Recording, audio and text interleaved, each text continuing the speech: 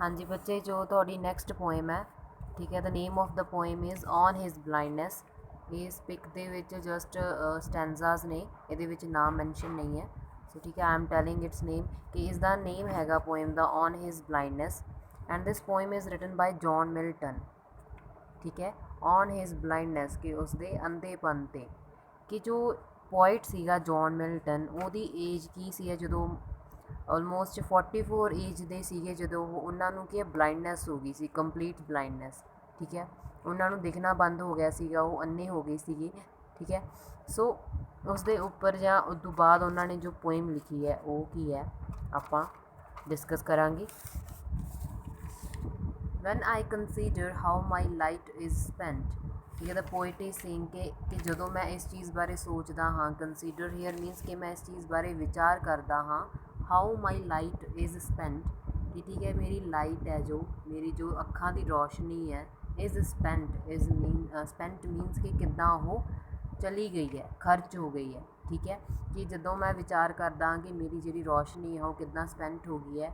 R half my days in this dark world and wide.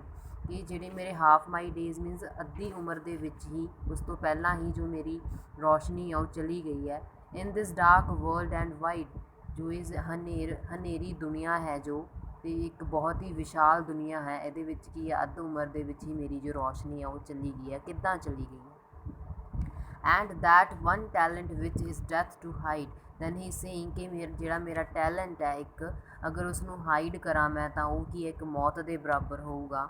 ਠੀਕ ਹੈ, which talent he is talking about, ਜੋ ਉਹਨਾਂ ਦੀ ਲਿਖਣ ਦੀ ਕਲਾ ਹੈ, ਪੋਇਟਰੀ ਲਿਖਣ ਦੀ ਕਲਾ ਹੈ। ਠੀਕ ਹੈ, ਉਸ ਦੀ ਗੱਲ ਕਰ ਰਹੇ ਹੈ ਪੋਇਟ।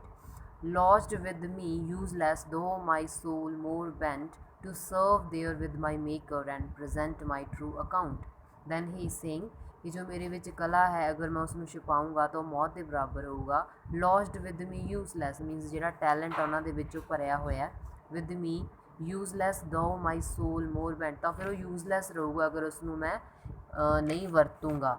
ਠੀਕ ਹੈ, ਉਹ ਯੂਜ਼ਲੈਸ ਰਹੂਗਾ। ਐਂਡ ਹੁਣ ਪੋਇਟ ਬਲਾਈਂਡ ਹੋ ਚੁੱਕਿਆ ਤਾਂ ਕਿ ਪੋਇਟ ਕਹਿ ਰਿਹਾ ਤਾਂ ਉਹ ਯੂਜ਼ਲੈਸ ਜਾਊਗਾ, ਅਤੇ ਮੈਨੂੰ ਕਿਵੇਂ ਜਿਹੜਾ ਮੇਰਾ ਟੈਲੈਂਟ ਆ ਉਸਨੂੰ ਮੈਂ ਕਿਵੇਂ ਲਿਖ ਪਾਊਂਗਾ। ਠੀਕ ਹੈ, ਥਰੂ ਦੋ my soul more bent, then ਇਸ ਨੂੰ ਭਾਵੇਂ ਮੇਰੀ ਜਿਹੜੀ ਆਤਮਾ ਹੈ ਉਹ ਬਹੁਤ ਹੀ ਝੁਕੀ ਹੋਈ ਹੈ, to serve there with my maker, ਅਤੇ ਕੀ ਆ ਜਿਹੜੇ ਪਰਮਾਤਮਾ, my maker here means god, ਕਿ ਉਸਨੂੰ ਸਰਵ ਕਰਨਾ ਚਾਹੁੰਦੀ ਹੈ ਆਪਦੀ ਪੋਇਟਰੀ ਦੇ ਨਾਲ। ਠੀਕ ਹੈ, ਜਿਹੜਾ ਪੋਇਟ ਹੈ ਉਹ ਕੀ ਹੈ ਪਰਮਾਤਮਾ ਦੀ ਸੇਵਾ ਕਰਨਾ ਚਾਹੁੰਦਾ, ਆਪਦਾ ਟੈਲੈਂਟ ਯੂਜ਼ ਕਰਕੇ ਪੋਇਟਰੀ ਲਿਖਣਾ ਚਾਹੁੰਦਾ ਹੈ। There with my maker and present my true account, ਕੀ ਹੈ ਉਹ ਆਪਦਾ ਜਿਹੜਾ ਬਿਊਰਾ ਹੈ, ਠੀਕ ਹੈ, ਆਪਦੇ ਬਾਰੇ ਜਾਂ ਜੋ ਵੀ ਕੁਛ ਲਿਖਣਾ ਚਾਹੁੰਦਾ ਹੈ ਉਸਦਾ ਆਪਦਾ ਬਿਊਰਾ ਦੇਣਾ ਚਾਹੁੰਦਾ ਹੈ ਉਹ। ਲੈਸਟ ਹੀ ਰਿਟਰਨਿੰਗ ਚਾਈਡ, ਦੈਨ ਹੀ ਸੇਇੰਗ ਕਿ ਅਗਰ ਜਦੋਂ ਮੈਂ ਤੁਹਾਡੇ ਕੋਲ ਵਾਪਸ ਆਊਂਗਾ, ਠੀਕ ਹੈ, ਤਾਂ ਜਿਹੜੇ ਪਰਮਾਤਮਾ ਨੂੰ ਕਹਿ ਰਿਹਾ ਹੋ ਕਿ ਜਦੋਂ ਵੀ ਮੈਂ ਤੁਹਾਡੇ ਕੋਲ ਵਾਪਸ ਆਊਂਗਾ ਤੁਸੀਂ ਮੈਨੂੰ ਝਿੜਕੋਗੇ ਕਿ ਤੂੰ ਜਿਹੜੀ ਕਲਾ ਮੈਂ ਤੈਨੂੰ ਦਿੱਤੀ ਸੀਗੀ ਤੂੰ ਉਸਦਾ ਯੂਜ਼ ਨਹੀਂ ਕੀਤਾ, ਉਹ ਯੂਜ਼ਲੈਸ ਚਲੀ ਗਈ। ਜੋ ਮੈਂ ਤੈਨੂੰ ਕਲਾ ਦਿੱਤੀ ਸੀ ਤੂੰ ਉਸਦੀ ਵਰਤੋਂ ਨਹੀਂ ਕੀਤੀ, ਇੱਦਾਂ ਹੀ ਵਾਪਸ ਮੇਰੇ ਕੋਲ ਆ ਗਿਆ, ਅਤੇ ਪਰਮਾਤਮਾ ਕੀ ਹੈ ਜੋ ਮੈਨੂੰ ਝਿੜਕੂਗਾ। ਚਾਈਡ ਮੀਨਸ ਝਿੜਕਣਾ। ਠੀਕ ਹੈ, doth God exact day labour light denied, then doth means ਹੁੰਦਾ do, then he saying asking ਕਿ ਕੀ ਮਤਲਬ ਹੈ ਨਾ, ਜੇ ਦਿਨ ਪਰ ਜਿਹੜਾ ਮਿਹਨਤ ਕਰਦੇ ਆ ਜਾਂ ਜੋ ਮੈਂ ਕੰਮ ਸੀਗਾ ਮੇਰੀ ਜਦੋਂ ਲਾਈਟ ਡਿਨਾਈਡ ਮੀਨਸ ਮੇਰੀ ਰੋਸ਼ਨੀ ਚਲੀ ਗਈ ਹੈ ਤਾਂ ਮੈਂ ਫਿਰ ਉਹ ਕੰਮ ਕਿਵੇਂ ਕਰੂੰਗਾ। ਠੀਕ ਹੈ, ਆਈ ਫੌਂਡਲੀ ਆਸਕ ਮੀਨਸ ਸ਼ਿਕਾਇਤ ਕਰਨਾ, ਜਾਂ ਕੀ ਹੈ ਸਟੂਪਿਡਿਟੀ ਨਾਲ ਕੁਛ ਪੁੱਛਣਾ। ਠੀਕ ਹੈ, ਮੂਰਖਤਾ ਦੇ ਨਾਲ ਪੁੱਛਣਾ, ਇੱਦਾਂ ਦਾ ਸਵਾਲ ਕਰ ਰਿਹਾ ਪੋਇਟ।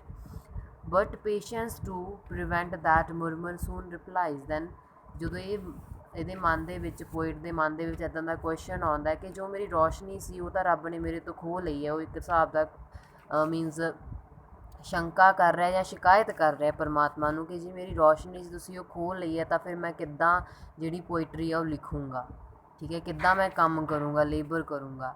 ਠੀਕ ਹੈ, ਸੋ ਦੈਨ ਮਤਲਬ ਸਟੂਪਿਡਿਟੀ ਦੇ ਨਾਲ ਇੱਦਾਂ ਦਾ ਕੁਐਸਚਨ ਕੀਤਾ। Patience to prevent that murmur means ਜੋ ਵੀ ਸ਼ਿਕਾਇਤ ਕਰ ਰਿਹਾ ਪੋਇਟ ਉਸਦਾ ਜਵਾਬ ਕੀ ਹੈ, ਪੇਸ਼ੈਂਸ ਦਿੰਦੀ ਹੈ, ਉਸਦਾ ਸਬਰ ਹੈ ਜੋ ਉਸਨੂੰ ਜਵਾਬ ਦਿੰਦਾ ਹੈ। ਠੀਕ ਹੈ, but patience to prevent that murmur soon replies, ਉਸ ਕੀ ਹੈ ਜੋ ਸ਼ਿਕਾਇਤ ਨੂੰ ਰੋਕਦੇ ਹੋਏ ਜਿਹੜੀ ਉਸਦੀ ਪੇਸ਼ੈਂਸ ਹੈ, ਪਰ ਜੋ ਪੋਇਟ ਦਾ ਸਬਰ ਹੈ ਉਸਨੂੰ ਜਵਾਬ ਦਿੰਦਾ ਹੈ। ਕੀ ਜਵਾਬ ਦਿੰਦਾ ਹੈ, God doth not need either man's work or his own gifts, then ਜਿਹੜਾ ਉਸਦਾ ਸਬਰ ਹੈ ਉਸਨੂੰ ਕੀ ਜਵਾਬ ਦਿੰਦਾ ਹੈ ਕਿ ਜੋ ਪਰਮਾਤਮਾ ਹੈ ਉਸਨੂੰ ਕਿਸੇ ਵੀ ਬੰਦੇ ਦੇ ਕੰਮ ਦੀ ਜਾਂ ਉਹਦੇ ਜਿਹੜੇ ਗਿਫਟ ਨੇਗੇ ਉਹਨੂੰ ਵਾਪਸ ਕਰਨ ਦੀ ਜ਼ਰੂਰਤ ਨਹੀਂ ਹੈ।